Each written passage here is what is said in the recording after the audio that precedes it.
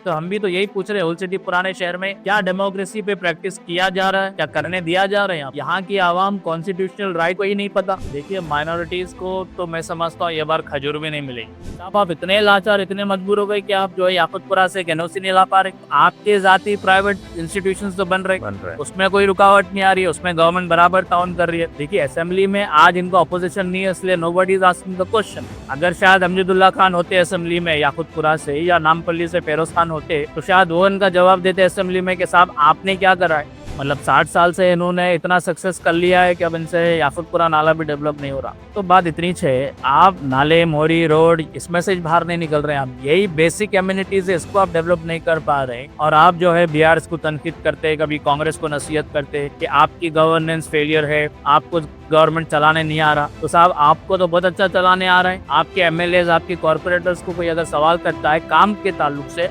2-3 दिन में उसका पार्ट 2 आ जाता है। वो रिपोर्टर को सर पे कुरान उठा के कसम खानी पड़ी। तो मीडिया की तो ये हालत है, तो आप सोचिए एक आम इंसान कैसा सवाल पूछ सकता है। आपके एमएलसी बोलते हैं हम शेरवानी उतार के धरने पे बढ़ जाएंगे, आप तो ना शेरवानी पहन के बैठ रहे ना उतार के बैठ रहे। तो बीआरएस के साथ आप 10 साल फ्रेंडली रहे, इसके बावजूद भी आप ओल्ड सिटी में डेवलपमेंट नहीं ला सके। अब जब बीआरएस गवर्नमेंट चले गई, नहीं रही, उनका इख्तियार नहीं रहा, अब आप जो है असेंबली में बोल रहे हैं कि भाई आपने लूट लिया, बीआरएस गवर्नमेंट फेलियर था। तो आपको जब याद नहीं आया रोड माइंडिंग का, आपको जब याद नहीं आया मेट्रो के ताल्लुक से, आपको जब याद नहीं आया गवर्नमेंट हॉस्पिटल्स के ताल्लुक से, आपको कुछ याद नहीं आया। साहब 10 साल तक आप क्या कर रहे थे? आपके मसाइल मीम टीवी पर मैं हबीब उमर सफदर अली मौसवी के साथ। सफदर, आपके मसाइल में आज हम बात करेंगे असेंबली का जो स्पेशल सेशन, जो हंगामी इजलास बुलाया गया, वो हंगामी इजलास की वजह क्या है? आप उस पर रोशनी डालिए थोड़ा।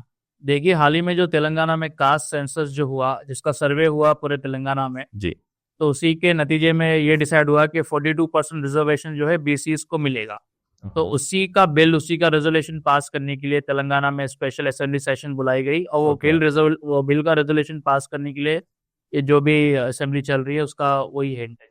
तो देखा यह गया 2 दिन में जी कि ये बीसीस के रिजर्वेशन की जो है वो बात हो रही थी, लेकिन माइनॉरिटीज को लेकर जो हमारे एमएलए हैं अकबरुद्दीन ओवैसी चंद्रायन गुट्टा के, कि उनके जो है 2 दिन में कई रंग देखने में आए। कभी दोस्ताना ताल्लुकात, कभी मोहब्बत की गुफ्तगू, और आज जो है कुछ गजबनाक उनका पहलू था और फिर वॉकआउट भी कर दिए। तो आप ये बताइए, इन सब सारे चीजों के दरमियान में बेसिस का तो अपनी जगह है, लेकिन माइनॉरिटीज के लिए क्या नुमाइंदगी हुई और माइनॉरिटीज को क्या मिला है? देखिए माइनॉरिटीज को तो मैं समझता हूँ ये बार खजूर भी नहीं मिलेगा। बीआरएस हुकूमत में खजूर तो भी मिलता था, इफ्तार पार्टी के नाम पे कुछ कपड़े कुछ जो है बांटा करते थे, ये बार तो वो भी नहीं है। तो माइनॉरिटीज का रिप्रेजेंटेशन कुछ भी नहीं है। अब जो बीसीस के जो लीडर है, एससी एसटी के जो लीडर है, उन्होंने तो उनके कम्युनिटी के लिए नुमाइंदगी करी, जिसका नतीजा देखने मिला 42% रिजर्वेशन मिल रहा है, कोई छोटी बात नहीं है। यानी कि उनको पॉलिटिक्स में रिजर्वेशन, उनको एकेडमिक में, एजुकेशन में रिजर्वेशन मिल रहा है, गवर्नमेंट जॉब्स में उनको रिजर्वेशन मिल रहा है। माइनॉरिटीज को कुछ भी नहीं मिल रहा है। 3,350 करोड़ का बजट, उसमें भी 750 करोड़ तिमरीज के नाम पर बोल के डाल दिए और जो है कुछ है ही नहीं हिसाब इसके ऊपर। तो इसमें ये हंगामा किस बात पर हुआ? देखिए, हम असेंबली में हम भेजते हैं, बीइंग ए वोटर मैं बात कर रहा हूँ कि हम आपकी नुमाइंदगी के लिए असेंबली में भेजते हैं, पार्लियामेंट में भेजते हैं, वहां से जो है ना कुछ शोर शराबा सुनाई देता है। तो ये जो 2 दिन का जो हंगामा था, कभी दोस्ती की जो भाषा बोली गई, फिर आज जो है एक गुस्से का इजहार भी किया गया। तो हम क्या उम्मीद लगा कर बैठे हैं? लेकिन मतलब हमारी जो नजरें थी कि हमारे लिए शायद कोई नुमाइंदगी हुई होगी, तो आपकी नजर में क्या हुआ एक्चुअल में ये 2 दिन में? देखिए अब जहाँ तक कि अगर हम एमआईएम के फ्लोर लीडर अकबरुद्दीन ओवैसी साहब की बात करेंगे, क्योंकि मुसलमानों को तो वही रिप्रेजेंट कर रहे हैं फिल वक्त। असेंबली में कोई दूसरा मुस्लिम एमएलए तो है नहीं ना कांग्रेस का है ना बीआरएस का है, और एमआईएम के साथ है। तो अब अकबर ओवैसी जो बात कर रहे हैं वहां पर आप देखिए, 10 साल जो बीआरएस की गवर्नमेंट थी उसमें जो जो प्रोजेक्ट्स हुए वो उन्हीं की बात कर रहे हैं कि वो कंप्लीट नहीं हुआ, अब आप कंप्लीट करिए। फिर वो ये बता रहे हैं कि भाई ओल्ड सिटी में रोड वाइंडिंग नहीं हुई, उसके लिए 200 करोड़ दे दो, और जो है चार मीनार पेडेस्ट्रियन प्रोजेक्ट जो है पेंडिंग है। 2 BHK की जमीन की वो बात कर रहे थे कि फलकनुमा में 2 BHK की जमीन अलॉट हुई थी, तो साहब एक काम करो वहां पे एजुकेशन कैंपस के लिए दे दीजिए। मतलब ये बात समझ नहीं आ रही।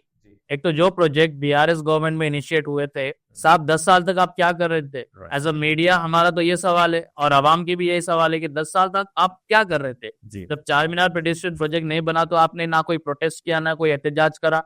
आप सिर्फ सीएम साहब की तारीफ कर रहे थे, मामू की तारीफ कर रहे थे, आप बहुत जी। अच्छी गवर्नमेंट है, बहुत बेस्ट चीफ मिनिस्टर है बोल रहे थे आप। तो आपको जब याद नहीं आया रोड मैंटनिंग का, आपको जब याद नहीं आया मेट्रो के ताल्लुक से, आपको जब याद नहीं आया गवर्नमेंट हॉस्पिटल्स के ताल्लुक से, आपको कुछ याद नहीं आया government education institution old city में खराब है उसके ताल्लुक से आपको याद नहीं आया। अब जब बीआरएस गवर्नमेंट चले गई, नहीं जी। रही, उनका इख्तियार नहीं रहा, अब आप जो है असेंबली में बोल रहे हैं कि भाई आपने लूट लिया, बीआरएस गवर्नमेंट फेलियर था, जी। उनसे कुछ फायदा नहीं हुआ। तो ये दोगलापन है, ये सीधी सीधी दोगलापन है ये। तो सफदर एक बात ये भी है कि हमारी जो उम्मीदें रहती हैं हमारे कायदीन के ऊपर असेंबली में, जो हमारी तरफ से जो रिप्रेजेंटेशंस जो होते जी। हैं, तो क्या ये बात अवाम में काफी बेचैनी ये पाई जा रही है कि एक आप असेंबली में जाके हुकूमत वक्त के साथ कभी दोस्ती का कभी दुश्मनी के जो कसीदे पढ़े जाते हैं, तो क्या वो इस हिसाब से क्या उसको नुमाइंदगी का हिस्सा बताएंगे या क्या है एक्चुअली? आपके देखिए, आप हुकूमत वक्त से आप दोस्ती हम रखेंगे, हम बरकरार रखेंगे, हम आपके साथ चलेंगे, ये होना चाहिए, या फिर हम आपसे नुमाइंदगी करके आपसे छीन के उनको उनके हुकूक दिलवाएंगे? तो ये क्या बात होगी? देखिए एमआईएम जो है बीआरएस के टाइम पे भी फ्रेंडली रही है, उन्होंने कभी ये नहीं कहा कि हम अपोजिशन है। तो बीआरएस के साथ आप 10 साल फ्रेंडली रहे, उसके बावजूद भी आप होल सिटी में डेवलपमेंट नहीं ला सके, उसके बावजूद भी आप होल सिटी में कोई मेजर डेवलपमेंटल प्रोजेक्ट्स आप नहीं लाए। जी।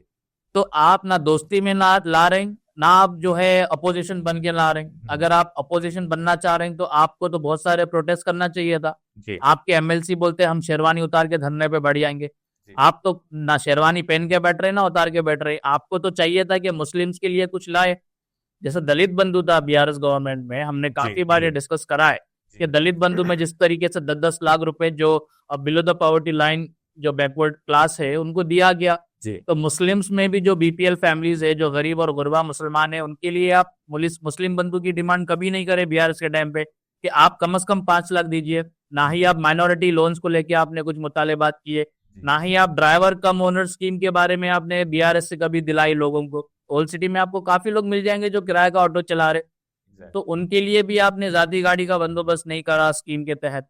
तो ना आप फ्रेंडली में कुछ कर रहे हैं, ना आप एज एन अपोजिशन में आप कुछ कर रहे हैं, सिर्फ जुमलेबाजी हो रही है जो है। बीआरएस को कभी तारीफ करो, कभी उनको तनकीद करो। अभी कांग्रेस की गवर्नमेंट है तो सीएम साहब से दोस्ताना निभा रहे हैं, फिर 2 दिन बाद जो है नाराजगी का जो है एक ड्रामा, एक सर्कस चल रहा है, कोई काम की बात नहीं हो रही है, पेंडिंग प्रोजेक्ट्स का नाम बताया जा रहा है। अच्छा, सीएम साहब ये बोल रहे थे बहादुरपुरा फ्लाईओवर का इनॉग्रेशन था, आप सबने देखा, तो उन्होंने कहा कि अकबर साहब, असद साहब आप बोलिए क्या करना है, पैसों की हमारे पास कमी नहीं है। वो बोलने के बाद अकबर साहब अब असेंबली में जो इजलास चल रहे हैं उसमें जाके बोल रहे हैं साहब 200 करोड़ रुपए दे दो रोड मैंटनिंग को, नहीं है साहब 100 करोड़ उसको दे दो, नहीं है। तो क्या चल रहा है साहब? ये मतलब ये इतना कंफ्यूजन, आप क्या आवाम को बेवकूफ समझ रहे हैं या बना रहे हैं? एग्जैक्टली। तो सबसे सवाल ये है कि जहां पर आप जो है ना बीसीएस के लिए रिजर्वेशन हो गया, रिजर्वेशन भी है उनके पास, उनका बिल भी पास हो गया, और हमारे जो नौजवानों में माइनॉरिटीज के लिए यहाँ पर जो है ना एजुकेशन का मसला है, यहाँ पर अनएम्प्लॉयमेंट का मसला है जी। तो इस पे आपका जो है ना कुछ भी एक दोस्ती दुश्मनी के डायलॉग बाजी के साथ असेंबली का सेशन खत्म हो जाता है, या वॉकआउट के साथ उसका जो है मामला खत्म हो जाता है जी। उसके आगे कौन क्या यहाँ पर स्ट्रॉन्ग ऑपोजिशन नहीं होने की वजह से ये सूरत हाल पेश आ रही है, या फिर ये चीजों पर कौन मतलब इनको वो तवज्जो दिलाएगा कि हमारे लिए भी कुछ करें आप? इसमें जो है जिम्मेदारी आवाम की भी है, जिम्मेदारी एक अपोजिशन, स्ट्रॉन्ग अपोजिशन होना चाहिए। सिर्फ ऐसा नहीं कि अपोजिशन है, इसको स्ट्रॉन्ग होना चाहिए, और असेंबली पर अपोजिशन की लीडर की जो है नजर होनी चाहिए कि क्या गुफ्तगू हो रही है जी, और क्या मुद्दों पर बात हो रही है, ताकि वो एक मीडिया के प्लेटफॉर्म के इसमें मीडिया का भी कोई स्ट्रॉन्ग रोल है? मीडिया का तो बहुत स्ट्रॉन्ग रोल है, होना चाहिए जी। देखिए साहब, जो है तेलंगाना के मुख्तलिफ डिस्ट्रिक्ट्स, मुख्तलिफ जो है सिटीज, न्यू सिटी के जो है वहाँ की जो तेलुगु मीडिया है या स्टेट मीडिया है, वो पर्टिकुलर एमएलए मिनिस्टर से लोग सवाल पूछ रहे हैं। एग्जैक्टली। ठीक है, अपोजिशन की भी मीडिया पूछ रही है, जो रूलिंग में है वो भी पूछ रही है। अब बात ओल्ड सिटी पुराने शहर की आती है, तो यहाँ पे भी जरूरी है। यहाँ की जो उर्दू मीडिया है तो ये पूछना नहीं चाहते ये, या फिर ये उनके ऊपर भी कोई दबाव है? बराबर दबाव होता है। हाल ही में आप कुछ महीनों पहले अगर आप देखेंगे, एक बहुत ही नामचीन रिपोर्टर है जिनका पकड़ के पार्ट 2 बना दिया गया। तो पार्ट वो रिपोर्टर को सर पे कुरान उठा के कसम खानी पड़ी। तो मीडिया की तो ये हालत है, तो आप सोचिए एक आम इंसान कैसा सवाल पूछ सकता? फ्रीडम ऑफ प्रेस ही नहीं पता। जी जी फ्रीडम ऑफ प्रेस की क्या ताकत है, उनको ये नहीं बोली जा रही। और अकबरुद्दीन ओवैसी असेंबली में बोल रहे हैं the government is trying to kill the democracy. Kill the democracy का जो बात आ रही है, तो क्या वो आजाद मीडिया पर नहीं लागू होगी वो बात? बराबर होती है। देखिए, मीडिया को तो one of the pillar of the democracy बोला जाता है। एग्जैक्टली। अब ओल्ड सिटी पुराना शहर में वो पिलर कितनी मजबूत है कितनी कमजोर है वो तो हम सभी जानते हैं। तो इसमें ऐसे कुछ लोग हैं जो बराबर बेबाकी से आवाज उठा रहे, being in media, being a journalist. ऐसा नहीं है कि हर कोई वैसा है, लेकिन उतनी आजादी नहीं दी गई है, वो हम सबके सामने है। अकबर ओवैसी साहब इस बात की जो है शिकायत कर रहे थे जी असेंबली में कि हमको बोलने नहीं दिया जा रहा है, जी हमारे को जो है क्वेश्चन नहीं किया जा रहा है, डेमोक्रेसी है नहीं है। तो हम भी तो यही पूछ रहे हैं, ओल्ड सिटी पुराने शहर में क्या डेमोक्रेसी पे प्रैक्टिस किया जा रहा है, क्या करने दिया जा रहा है? यहाँ पर यहाँ की आवाम कॉन्स्टिट्यूशनल राइट्स को ही नहीं पता। जी हम अपने कॉन्स्टिट्यूशनल राइट्स को प्रैक्टिस इंप्लीमेंट नहीं कर सकते। यहाँ पे पार्ट 2 बनाया जा रहा है साहब, क्या आपको नहीं पता? आपके एमएलए, आपके कॉर्पोरेटर्स को कोई अगर सवाल करता है काम के ताल्लुक से, जी 2-3 दिन में उसका पार्ट 2 आ जाता है। And you are complaining in an assembly that you are not being able to ask question to the government. जी। तो ये किस किस्म की है, मुझे नहीं समझ नहीं आ रहा। और एक सवाल ये है सफदर के, बीआरएस गवर्नमेंट को साबिक में फेल बताया गया, और अब आज की जो सेशन हुआ वॉकआउट से पहले, उसमें भी ये इल्जाम लगा कांग्रेस गवर्नमेंट को कि आप भी फेल है। तो इसका क्या मतलब है? इसका यही मतलब है शायद एमआईएम बहुत सक्सेसफुल है। मतलब 60 साल से इन्होंने इतना सक्सेस कर लिया है कि अब इनसे याकुतपुरा नाला भी डेवलप नहीं हो रहा। जी। तो बात इतनी है, आप नाले, मोरी, रोड, इसमें से बाहर नहीं निकल रहे हैं। आप यही बेसिक कम्युनिटीज है, इसको आप डेवलप नहीं कर पा रहे हैं। और आप जो है बीआरएस को तनकीद करते, कभी कांग्रेस को नसीहत करते कि आपकी गवर्नेंस फेलियर है, आपको गवर्नमेंट चलाने नहीं आ रहा। तो साहब आपको तो बहुत अच्छा चलाने आ रहा है, क्योंकि 60 साल से तो आप तो कभी हटे नहीं। उसके बावजूद भी ये बेसिक चीज़ हम डेवलप नहीं कर पा रहे। तो उनको खुद को इंट्रोस्पेक्ट करने की जरूरत है। देखिए, असेंबली में आज इनका अपोजिशन नहीं है, इसलिए nobody is asking the question. अगर शायद अमजदुल्ला खान होते असेंबली में याकुतपुरा से, या नामपल्ली से फेरोज खान होते, तो शायद वो उनका जवाब देते असेंबली में कि साहब आपने क्या करा है। आपकी जमात 60 साल से जो है इक्तदार में ओल्ड सिटी में, आप खुद 30 साल से जो है एमएलए है, आपने क्या रिफॉर्म्स लाए ओल्ड सिटी पुराने शहर में? अभी जो बीसीज का जो रिजर्वेशन जो पास हुआ है, साथ में जो है राजीव युवा विकासम स्कीम लॉन्च हुआ है।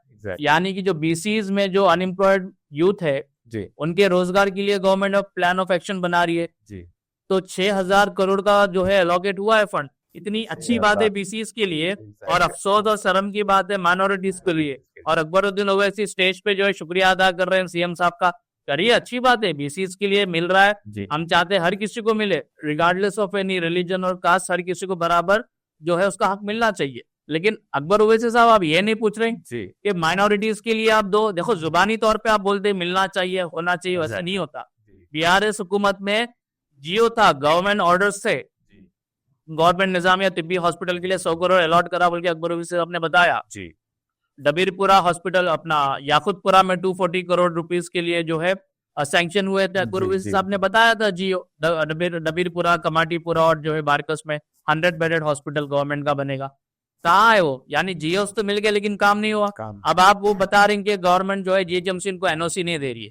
साहब आप इतने लाचार, इतने मजबूर हो गए कि आप जो है याकुतपुरा से एनओसी नहीं ला पा रहे। तो आपके जाती प्राइवेट इंस्टीट्यूशंस तो बन रहे, उसमें कोई रुकावट नहीं आ रही है, उसमें गवर्नमेंट बराबर ताउन कर रही है।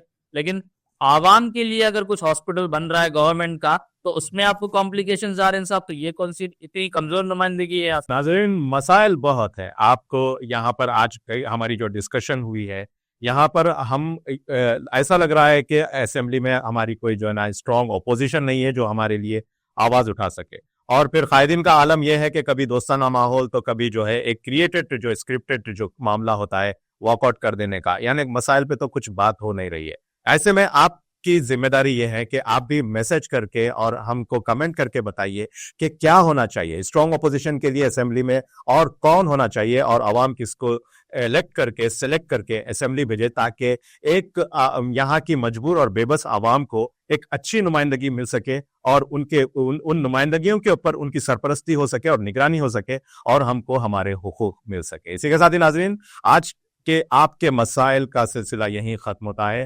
ताज़ा खबरों और स्पेशल रिपोर्ट्स के लिए देखते रहें मीम टीवी और अब हमें दें इजाजत।